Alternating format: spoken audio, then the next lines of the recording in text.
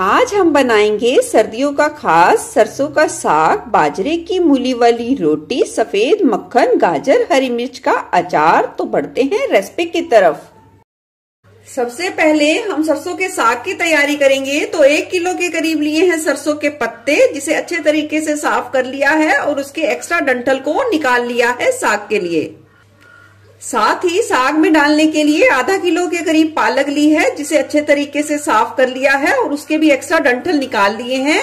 अब यहाँ साग में हम हरा लहसुन का यूज करेंगे। कुछ इस तरीके से होता है हरा लहसुन। इसे अच्छे तरीके से साफ कर लेंगे और काट के यूज करेंगे। अगर आपके पास हरा लहसुन ना हो तो आप नॉर्मल लहसुन का भी यूज कर सकते हैं अपने टेस्ट के अनुसार। अब साग में डालने के लिए मैंने 1 पाव के करीब लिया है बथुआ। बथुए को अच्छे तरीके से साफ कर लिया है। बथुए में बहुत ज्यादा मिट्टी होती है, तो उसे अलग साफ करें और खुले पानी में अच्छे तरीके से धोकर यूज करें साग के लिए। साथ ही साग में डालने के लिए मैंने 1 मुट्ठी के करीब ले ली है हरे वाली मेथी, जिसे अच्छे तरीके से साफ कर लिया है। और थोड़ा सा ये ले लिया है हरे चने की यानी कि हरे छोलिए की थोड़ी सी भाजी ले ली है। 12 से 14 हरी मिर्चें ले ली हैं, आप अपने स्वाद के अनुसार ले सकते हैं। 1 मुट्ठी के करीब ले लिया है हरा धनिया और 1 बड़ा टुकड़ा ले लिया है अदरक। अब सभी चीजों को अच्छे तरीके से धोकर और उसे काटेंगे और फिर आगे बनाएंगे। साग के सभी सामान को अच्छे तरीके से धोकर मैंने काट लिया है। अब डाल दिया है 1 कप के करीब पानी और डाल देंगे ये कटा हुआ सारा साग।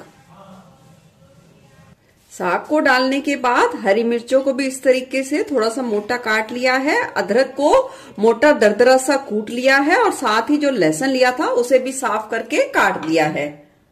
सभी चीजों को डालने के बाद डाल देंगे 1.5 चम्मच के करीब नमक, या नमक डालेंगे अपने स्वाद के अनुसार। अब कुकर का ढक्कन लगा देंगे और हाई फ्लेम पे 1 सीटी आने के बाद गैस की फ्लेम को लो पर कर देंगे और 30 से 35 मिनट के लिए साग को लो फ्लेम पे उबलने देंगे। तो चलिए, इतने साग उबलेगा, इतने में बना लेंगे घर का बना हुआ सफेद मक्खन। सफेद मक्खन बनाने के लिए मिक्सी का जार ले लिया है, उसमें डाल देंगे ये जमा की हुई 1 कटोरी के करीब मलाई। ये फ्रिज की बहुत ज्यादा ठंडी मलाई है, क्योंकि सर्दियों का मौसम है और हम बिना मेहनत के इंस्टेंट ही मक्खन बना पाए, तो हम इसमें डाल देंगे थोड़ा सा उबलता हुआ पानी। यहाँ मैंने 4 चम्मच के करीब उबलता हुआ बिल्कुल गरम गरम पानी डाला है। अब मिक्सी जार का ढक्कन लगा के इसे 1 से 1.5 मिनट के लिए चला लेंगे। चलिए, मैंने इंस्टेंट ही मक्खन बना के तैयार कर लिया है। मुझे 1 मिनट से भी कम समय लगा है मिक्सी में मक्खन को तैयार करने में। कई बार क्वालिटी पे डिपेंड करता है कि मलाई आपकी कितनी ज्यादा है और कितनी ठंडी है, उस हिसाब से पानी थोड़ा सा ज्यादा भी लग सकता है। आप बीच में चला के और थोड़ा सा रुक के देख सकते हैं और पानी का और यूज कर सकते हैं। अब हम इसे हाथों से अच्छे तरीके से मथ लेंगे और ये जो मलाई का दूध है इसे अलग कर लेंगे। अब इस तैयार मक्खन को हम ठंडे ठंडे पानी से अच्छे तरीके से मथ मथ कर धोएंगे, जब तक पानी बिल्कुल अच्छे तरीके से क्लियर साफ ना हो जाए। 3 से 4 बारी पानी को अच्छे तरीके से बदल बदल कर धो लिया है और देख सकते हैं मक्खन हमारा बिल्कुल बढ़िया तरीके से बनके तैयार है। तो चलिए, मक्खन बन गया है। साग देखिए बहुत ही अच्छे तरीके से उबल गया है, देख सकते हैं। अब साग को हम घोटेंगे। ये देखिए, साग में जितने पानी की आवश्यकता है हमें घोटने के लिए उतना पानी है। अगर लगे कि पानी इसमें कम रह गया है, सूख गया है, तो हम इसमें गर्म पानी को डाल सकते हैं। अब यहाँ मैंने ले लिया है 2 चम्मच के करीब मक्की का आटा। डाल देंगे इसमें, हम इतना पानी डालेंगे बस कि इसका एक अच्छा घोल तैयार कर पाए। यानी कि डाल दिया है 1/4 कप के करीब पानी और इसे अच्छे तरीके से मिला देंगे। अब इस तैयार घोल को हम डाल देंगे इस साग में और अच्छे तरीके से मिला देंगे, ताकि इस आटे की कोई भी गुठली ना रहे साग में। अब लेंगे एक घोटनी लक्कड़ की, उसकी मदद से साग को हम अच्छे तरीके से घोटेंगे। यानी कि इसे हल्का हल्का सा दरदरा रखना है और इस तरीके से घोट के तैयार करेंगे। 10 से 15 मिनट का समय लग सकता है साग को अच्छे तरीके से घोटने में। साग को हमने अच्छे तरीके से घोट लिया है। देख सकते हैं अब आप साग की कंसिस्टेंसी कुछ इस तरीके से साग को घोट के तैयार करना है। तो चलिए, साग अच्छे तरीके से घोट लिया है, इसमें कच्चा मक्की का आटा डाला है। तो अब हमें साग को अच्छे तरीके से पकाना होगा, तभी सारे फ्लेवर उभर कर अच्छे तरीके से साग में आएंगे। अब साग के कुकर को हमने गैस पे रख दिया है और लो टू मीडियम फ्लेम पे साग को कम से कम 8 से 10 मिनट के लिए पकने देंगे, या इतना पकने देंगे जब तक साग कुकर के तले पर हल्का हल्का सा लगना शुरू नहीं हो जाता। चलिए, साग को पकते हुए 8 से 10 मिनट का समय हो गया है। साग बहुत ही अच्छे तरीके से पक गया है और कुकर के तले पर भी लगना थोड़ा थोड़ा शुरू हो गया है। इसका मतलब साग बहुत ही अच्छे तरीके से पक चुका है।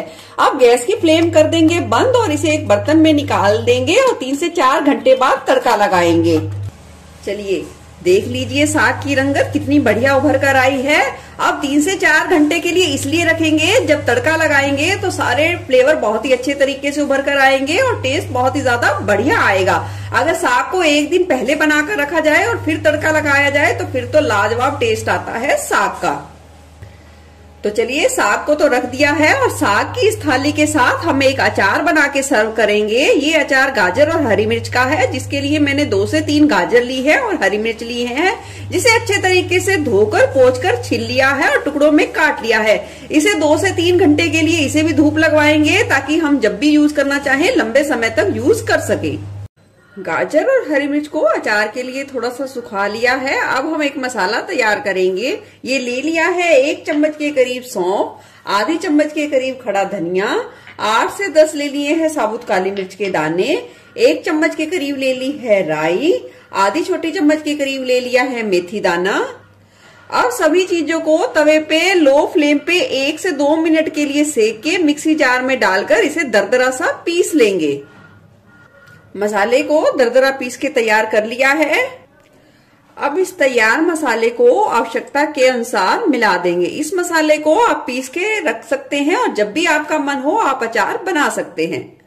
डाल देंगे अचार के हिसाब से हल्दी, 1/4 चम्मच कलौंजी, स्वाद के अनुसार डाल देंगे नमक, स्वाद के अनुसार ही डाल देंगे लाल मिर्च पाउडर, और अब हम अचार में डाल देंगे कच्चा सरसों का तेल। तेल हम इतना ही मिलाएंगे कि हम इस मसालों को अचार पे अच्छे तरीके से मिला पाएं। यहाँ मैंने 2 से 3 छोटा चम्मच के करीब तेल का इस्तेमाल किया है, ज्यादा तेल का इस्तेमाल नहीं करना है। चलिए, अचार बिल्कुल बनके तैयार है। आप इसे 2 से 3 घंटे बाद खा सकते हैं, और या आपको मन हो तो आप इंस्टेंट भी खा सकते हैं। अचार भी बिल्कुल बनके तैयार है और इधर साग को रखे हुए भी 3 से 4 घंटे हो गए हैं। तो चलिए, अब पहले साग को लगाएंगे तड़का। साग के लिए कढ़ाई में हम डाल देंगे 1 बड़ा चम्मच के करीब देसी घी और इसे अच्छे तरीके से गर्म करेंगे। घी जैसे ही गर्म होगा डाल देंगे इसमें थोड़ा सा खड़ा धनिया, थोड़ा सा दरदरा करके डालेंगे, 2 सूखी लाल मिर्चें, हल्का सा चटकने देंगे। चटकने के बाद डाल देंगे इसमें 1 बड़े साइज का कटा हुआ प्याज। प्याज को गुलाबी होने तक भून लेंगे। प्याज को हल्का गुलाबी कर लिया है, बहुत ज्यादा गुलाबी नहीं करना है। देखिए, इस स्टेज पर आपको अदरक लहसुन का फ्लेवर ज्यादा पसंद हो तो आप थोड़ा सा यूज कर सकते हैं। मैं यहाँ अब डाल दूंगी 1 बड़े साइज का बारीक कटा हुआ टमाटर। आप टमाटर को नरम होने तक पकने देंगे। टमाटर देखिए अच्छे तरीके से लाल हो गए हैं। इस स्टेज पर हम डाल देंगे स्वाद के अनुसार थोड़ा सा लाल मिर्च पाउडर। इसे भी अच्छे तरीके से मिलाकर कुछ सेकंड के लिए भून लेंगे, और कुछ सेकंड भूनने के बाद हम डाल देंगे थोड़ी सी बारीक कटी हुई हरी मेथी। जितना सब्जी में धनिये का इस्तेमाल होता है उसी हिसाब से आपको बारीक कटी हुई मेथी का इस्तेमाल करना है। कुछ सेकंड के लिए सारे तड़के को भून लेंगे। सारा तड़का अच्छे तरीके से भुन गया है। अब हम इसमें डाल देंगे साग। जितनी आपको आवश्यकता हो, जितना आपको यूज करना हो, उस हिसाब से साग को डाल दें। अब साग को अच्छे तरीके से मिला देंगे। साग को अच्छे तरीके से मिलाने के बाद अब हम डाल देंगे जो हमने मक्खन घर का बना हुआ तैयार किया था, उसे भी मिला देंगे। अब साग को अच्छे तरीके से 5 से 6 मिनट के लिए इस तड़के में रिझने देंगे लो फ्लेम पे। ये देखिए, अब फाइनल रंग देख लीजिए साग की। अगर साग आपका बहुत ज्यादा टेस्टी बना है तो इसकी यही पहचान है कि किनारों पे और ऊपर सतह पे वो घी को छोड़ देगा। और देख लीजिए साग कितना बढ़िया, बिल्कुल हलवे की तरह मुलायम बनके तैयार हुआ है, बहुत ज्यादा स्वादिष्ट बना है। तो चलिए, साग भी हमारा बनके तैयार है। अब बना लेते हैं साग के कॉम्बिनेशन में बाजरे का मूली वाला पराठा, यानी कि मूली वाली रोटी। बाजरे की मूली वाली रोटी बनाने के लिए हमने खुले बर्तन में ले ली है 1 बड़ी कटोरी के करीब बाजरे का आटा। जितना बाजरे का आटा लिया है उसका 1/4 भाग ले लेंगे हम गेहूं का आटा। डाल देंगे 1 मुट्ठी के करीब कद्दूकस की हुई मूली। मूली को धोकर छिलकर कद्दूकस कर लिया है और उसके पानी को नहीं निचोड़ा है। इस बात का आप ध्यान रखें, पानी के समेत ही मूली का इस्तेमाल करना है। डालेंगे थोड़ा सा नमक या स्वाद के अनुसार। अब सभी चीजों को अच्छे तरीके से मिला लेंगे ताकि मूली अच्छे तरीके से आटे में पानी छोड़ जाए, और उस हिसाब से हम आटा लगाने के लिए पानी का यूज करें। चलिए, सभी चीजें मिला ली हैं। अब थोड़ा थोड़ा करके पानी डालेंगे और आटे को पहले हम इकट्ठा करेंगे। आटे को इकट्ठा करने के बाद मुट्ठी का प्रेशर देते हुए आटे को 2 से 3 मिनट के लिए गूंथ लेंगे। यहाँ आटे को ना ज्यादा सॉफ्ट और ना ज्यादा हार्ड गूंथना है रोटी के लिए।